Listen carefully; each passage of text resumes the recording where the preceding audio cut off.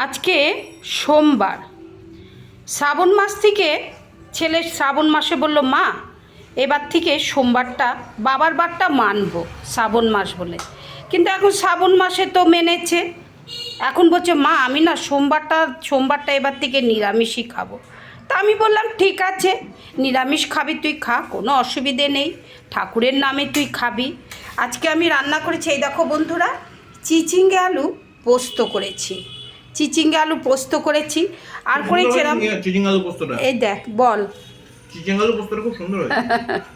আর করেছি আমি এরকম কুমড়ো দিয়ে, পেঁপে দিয়ে, আলু দিয়ে, আর এই যে বড়া দিয়েছি, দুটো ভাজা বড়া আর ছোলা দিয়ে এইরকম তরকারি করেছি। কিন্তু এরকম একটা পোস্ত দিয়ে আর কিছু লাগে না। ছেলে বলছে এরকম একটা পোস্ত, চিচিঙ্গে আলু পোস্তই যথেষ্ট। চিচিঙ্গে আর এরকম লাল লাল করে বড়া করেছি। বড়া লাগবেই না, এই যে পোস্ত বানিয়ে দিয়েছো একটা পোস্ত যা বানিয়ে একদম দিয়েছি, 100 100 বলছে ছেলে। আর বড়া লাগবে না। বলা লাগবে না?